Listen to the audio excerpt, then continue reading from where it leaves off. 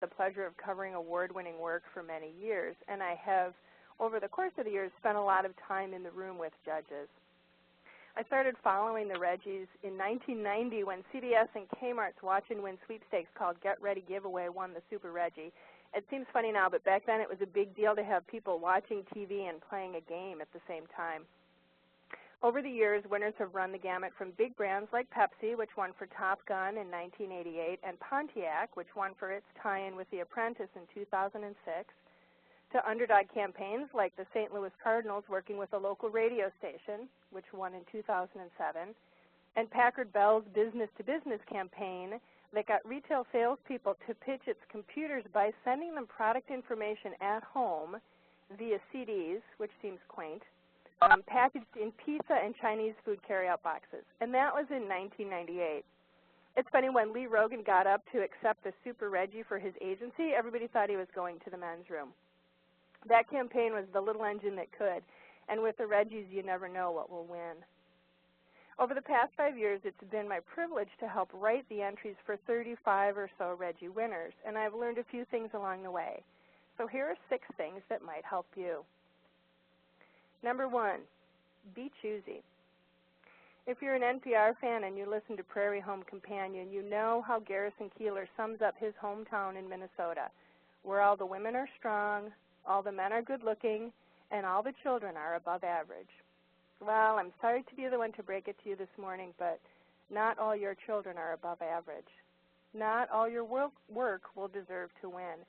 And your chance of winning is not proportionate to the amount of time that you spent on the campaign. So as you are looking at your work and deciding what to enter, separate ego from excellence and enter your best work.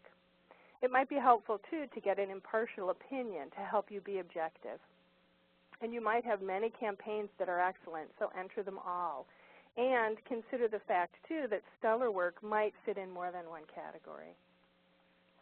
Number 2, the key ingredients to a good entry are results plus strategy plus story. And there are a couple of elements here. First, you want to have results that you're proud of and results that you can share. So make sure that you get client approval for data to include in your entry. And also give meaningful information. This example here is Pedigree's Super Bowl pet adoption program that won in 2010.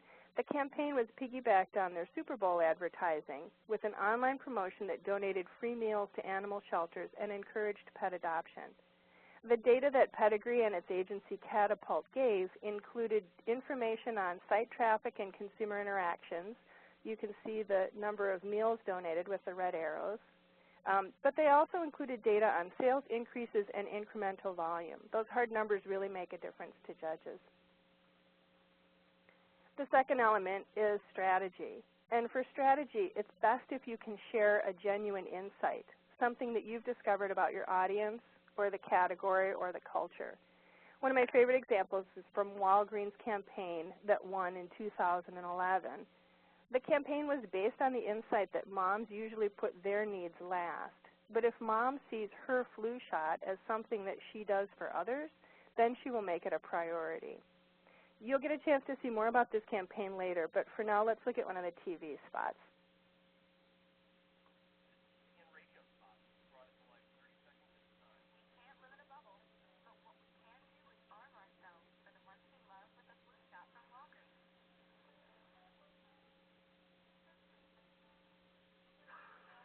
The stickers that they're wearing on their arms say, I got my shot for her and I got my shot for him.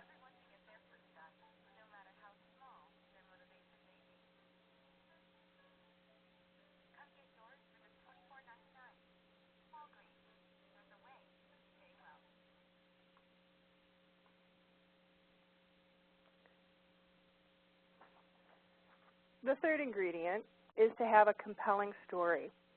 I love this campaign that won in 2008. It was 7-Eleven Quickie Mart, and it was a tie-in with the Simpsons movie. And for the promotion, 7-Eleven completely converted 12 of their stores inside and out. They had products and displays that were all resonated with the Simpsons. And it was a great way for 7-Eleven to sort of poke fun at itself. At the time, the CMO, Doug Foster, said, quote, "When you're the industry leader, others may want to stereotype or poke fun at you. We get the joke and we want to have a little fun with our customers and fans of The Simpsons, end quote. It's a great story to be able to share with judges. So once you have a story, make sure that you tell your story well. One of the things that you really want to do is to write tight.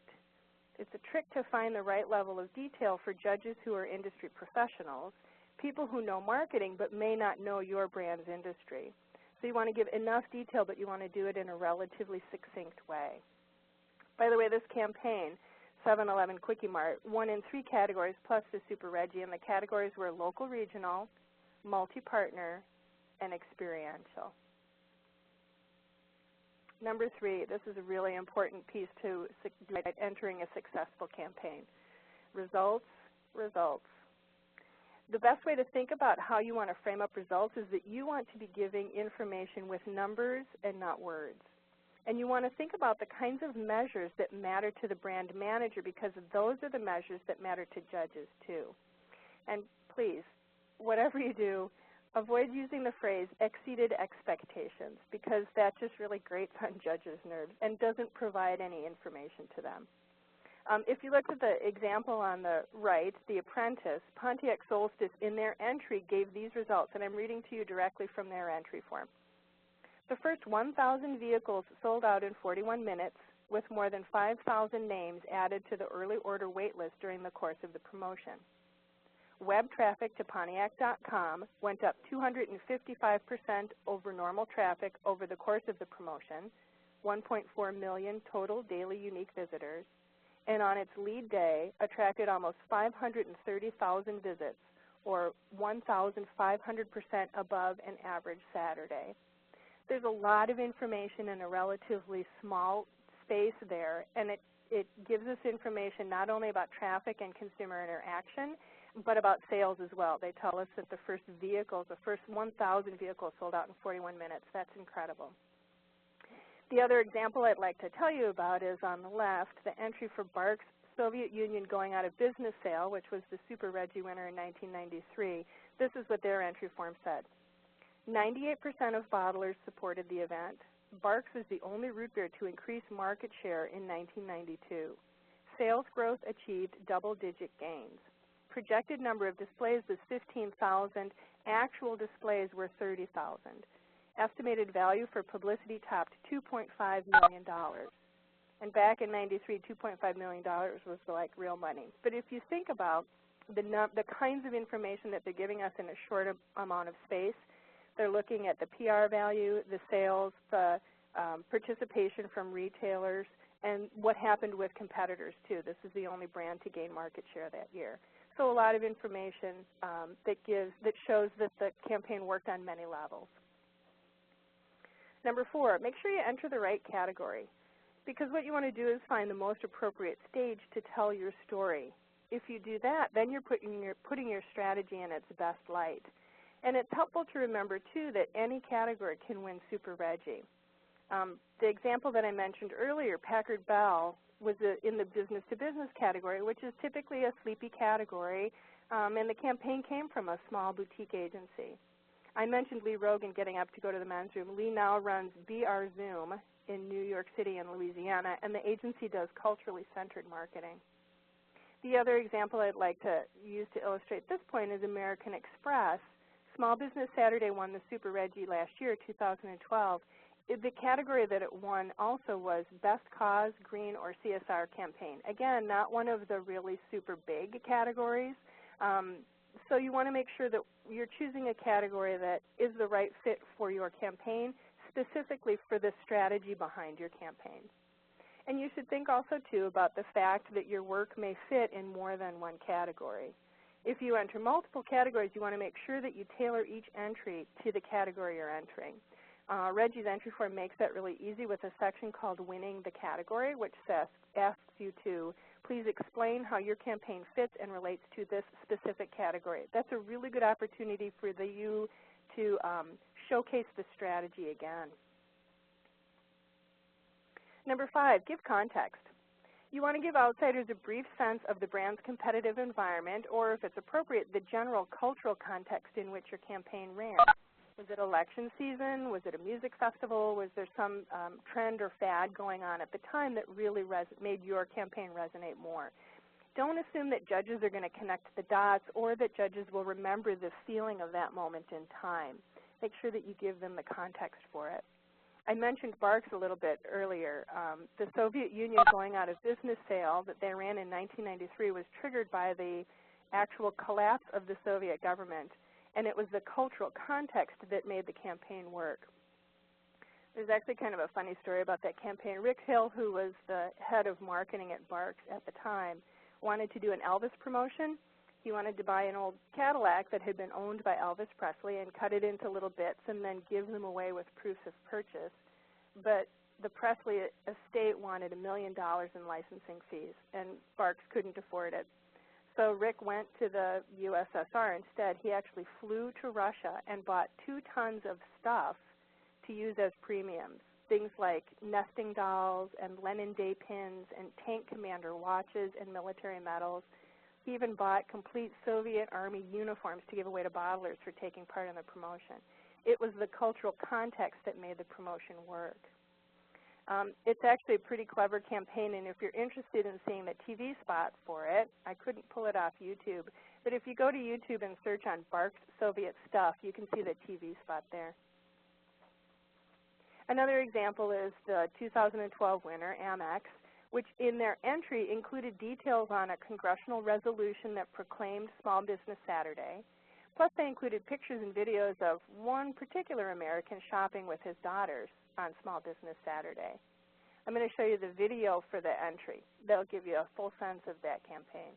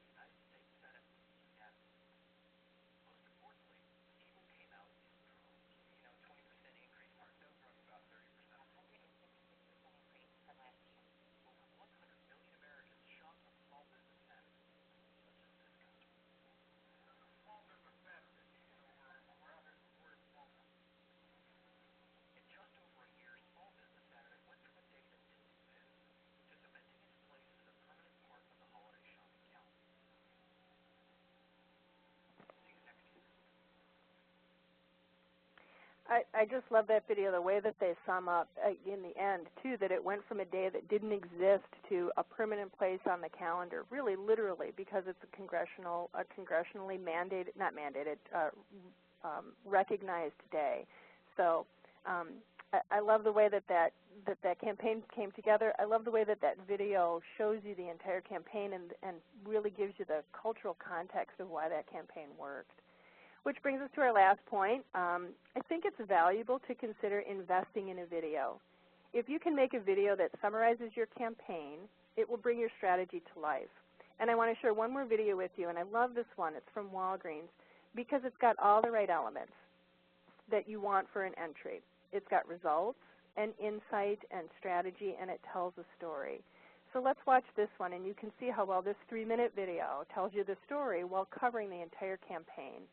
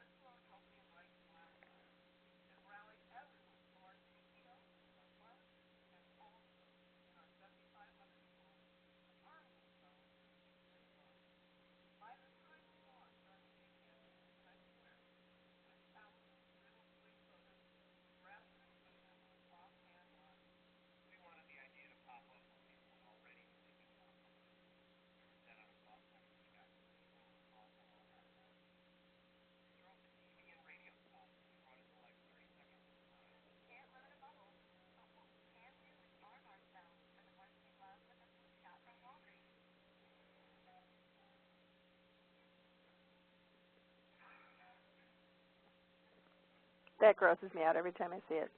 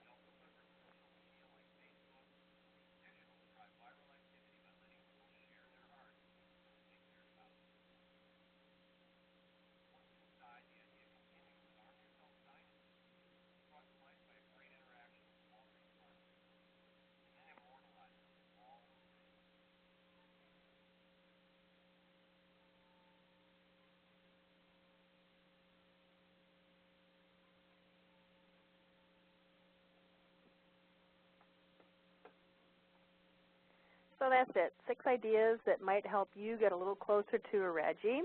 And I hope that that's helpful for you. And if anybody's got questions, I'm happy to answer them. So again, first of all, I want to thank Betsy for doing this and putting this together. I thought this was really thought-provoking, and if I were entering a Reggie, I'd have a lot more ideas right now. The chat areas and the Q&A areas to the side of your screen, you know, if you would like to just indicate, hey, I've got a question, and if you've dialed in with the audio bridge, we can unmute you and we can have a little bit more interactivity right now. I want to bring in Mary Beth Patesia, who's managing the Reggies here for us at PMA. Mary Beth, there were a couple questions and things you wanted to kind of highlight for folks, right? Yes, definitely. Hi, everyone. The first thing I just want to highlight is that the early bird deadline is on January 16th, so make sure that you get your entries in by then. If not, you have till January 23rd, but we do not accept any campaigns past that point. But Betsy, I do actually have a couple of questions for you. I'll begin with one, and then if somebody else writes one, we can kind of look at that question instead. But what is the most common mistake that you see entrants make when composing or submitting their campaigns? You know, I think the thing that I see most often, the mistake I see most often, is giving short shrift to your results. First of all, you want to make sure that you have good results, because that shows the success of the campaign. And then you also want to make sure that you state your results clearly. It's really difficult for judges if they are looking at a campaign that looks like it's got great insight and strategy and is really on the mark, and then when they get to the results section of the entry, it says, we cannot share proprietary information. It's important for you to be able to give as much information as you possibly can to show how well your campaign performed. Okay, great. My next question is, if you're not able to create a customized video, do you have any tips on other ways to stand out? Yeah, I think some of the things that I've seen over the years that really help judges get a broad feel for a campaign is really smart use of photos. You can upload, Mary Beth, I think it's up to 6 different photos with an entry? Yeah, I believe so, and also I think it's 50 megabytes is your total capacity in artwork. So you can pull photos from a campaign. You can use, if your campaign is heavy on social media or digital, you can use screenshots to show judges how the campaign worked, graphs of your results, maybe press clippings if that was an important part of your goal. That's one of the things that we saw in the Amex example, is they showed a lot of press coverage, very short little clips of several news stories that covered the campaign. So you really got a sense in a short amount of time that there was a lot of buzz about the campaign. I think one of the other things to think about as you're weighing whether or not to create a video is if you create a video that is basically a case study, you can use that for other purposes as well. You can use it beyond entry into an awards competition, because it can be a really nice addition to the case study presentations that you make to potential clients, for example. I think that's a great point. Thank you, Betsy. But the last question I have, though, is what is the #1 thing to avoid when entering a campaign, in your opinion?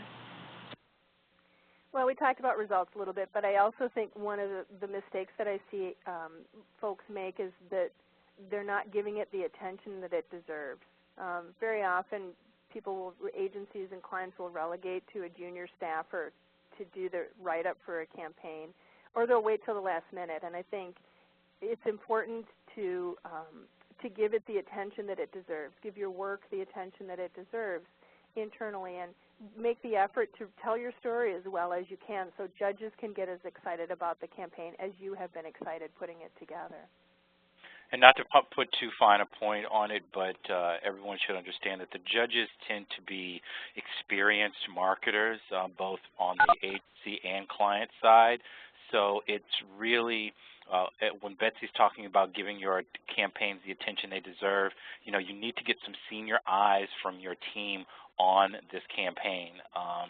And they need to write it for, the assumption should be that you're writing for an audience of senior marketers who have, you know, been through the campaign mill before, you know, on their own and as Reggie entrants. So you want to write to that level of judging, okay? That's really important.